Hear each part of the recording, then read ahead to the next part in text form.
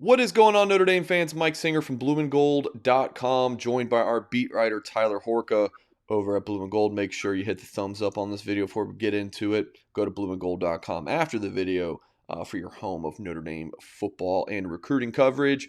Tyler, we're recording this December 22nd. Marcus Freeman had a press conference earlier in the day. We're going to kind of talk about some of the tidbits and big picture takeaways from that. But first, in light of Texas A&M having to back out of their bowl game, that was kind of a discussion. Are they gonna let the kids go home for Christmas? Which they are. Freeman even noted that they had the opportunity to go out to Phoenix December 30th instead of the 27th to kind of avoid some COVID possibilities, but they're sticking with the original plan of heading there on Monday, December 27th. What were your thoughts on that, and any other tidbits of information to bring to light?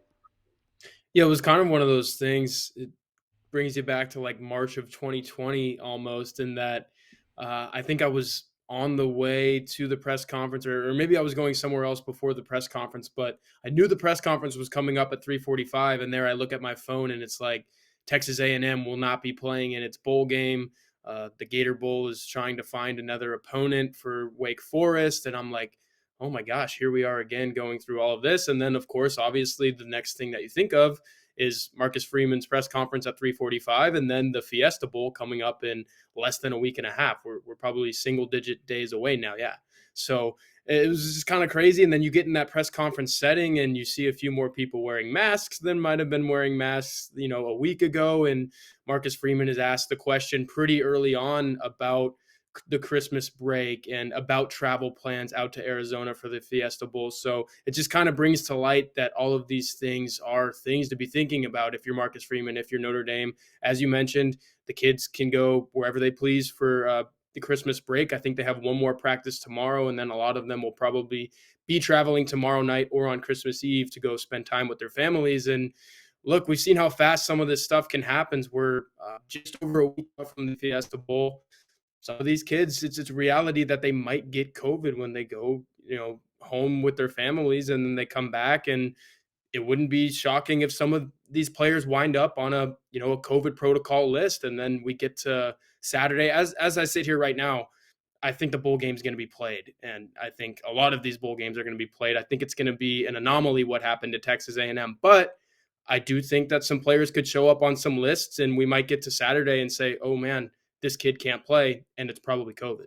Yeah, Marcus Freeman noted that they have expectations for these players when they go back home. So he's putting some trust in his guys to be responsible and not catch the Rona. So whenever, kind of transitioning into a different point, whenever Freeman is asked about something on the offensive side of the ball, whether it's schematically or specific player, he'll usually kind of note that he's still getting kind of up to speed on that side of the ball because he's been so focused on the defense. Like, he's not out there watching the offense during a game. He's with his guys on the sidelines. I can't imagine he's watching much film of the offense either during the week. He did rave about Tyler Buckner, though. Kind of recap quickly his comments. Of course, we'll have it in the description of this video, the related link so you can watch that highlight of Freeman's presser. But what was your reaction to those comments? What did he say?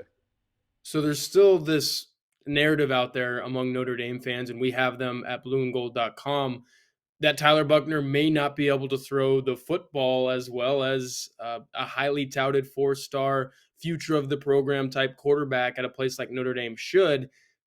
Marcus Freeman kind of debunked that today, and I know it's going to take a much larger sample size. It's going to take Tyler Buckner winning a quarterback battle next year and being named the starter of this team to completely debunk the narrative that he can't throw. But I think it was really striking to see Marcus Freeman get up there and say, this guy can put the football in places that I really haven't been around since I've been a college coach. And Marcus Freeman has been to a few stops now. Desmond Ridder was the quarterback that he was used to seeing in practices last year and a few years before that. So he's been around good quarterbacks. I think he really likes what he has in Tyler Buckner. A lot of fans do. And I'm not saying that the narrative is out there because Notre Dame fans don't think that Tyler Buckner can be the guy. I think they all do, but they want to see him throw the football. Marcus Freeman has seen that in practices, obviously, with the little, like you said, more of an eye on the offensive side of the ball the last couple of weeks. Right. And to me, what he said today just goes to show that he's pretty confident in Tyler Buchner and he likes what he has in that quarterback. Look, he's only a rising sophomore. He's only going to get better at throwing the ball, too.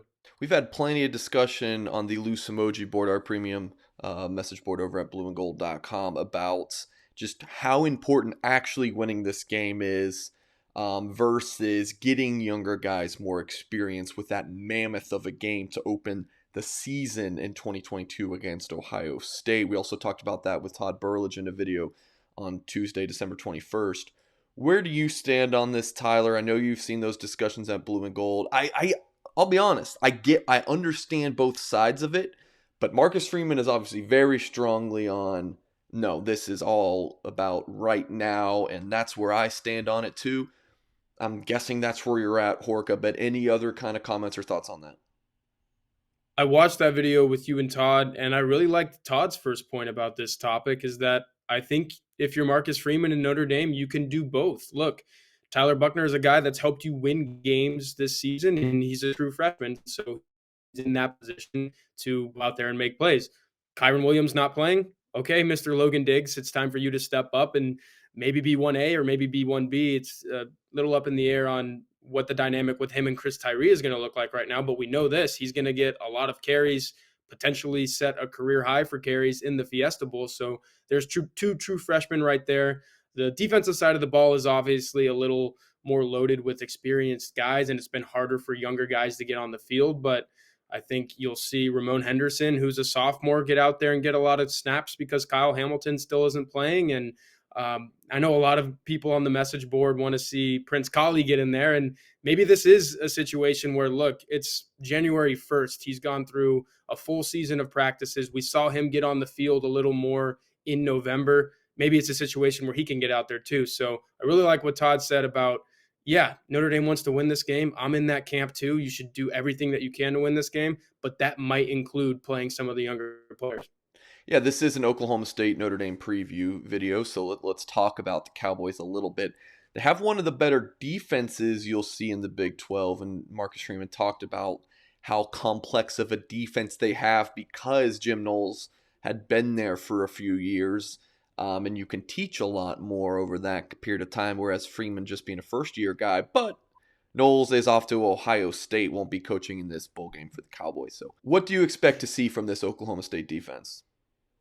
Yeah, I expect to see a lot of the same, even though Knowles won't be on the sideline or in the booth. I'm not sure what his coaching style was, but he's not going to be there in Glendale, Arizona. We know that.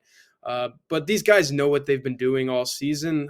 Oklahoma State kind of knows what its identity is at this point. Marcus Freeman spoke really well of Spencer Sanders, but if you go and look at the statistics, this isn't a Spencer Sanders-driven football team. It's a defensive-driven football team. They still have guys on that side of the ball, make a lot of plays. You know, Colin Oliver is basically Isaiah Foskey. This is a team that leads the country in sacks with 54, and Colin Oliver is at the top of that list. I think he's tied with Isaiah Foskey, or maybe he has one more. He's around 10 or 11 sacks, so he's a guy that can get to the quarterback, and that's something that Notre Dame struggled with early in the season, but that's the most intriguing matchup to me in this game is how does Notre Dame protect Jack Cohn? Because we saw down the second half of the season when Notre Dame was able to do that with the offensive line, Notre Dame was able to score points. Notre Dame was able to win football games. Now the Irish are going up against by far the toughest task defensively that they've faced since Wisconsin, Cincinnati, and we're talking over 2 months ago for both of those games now. So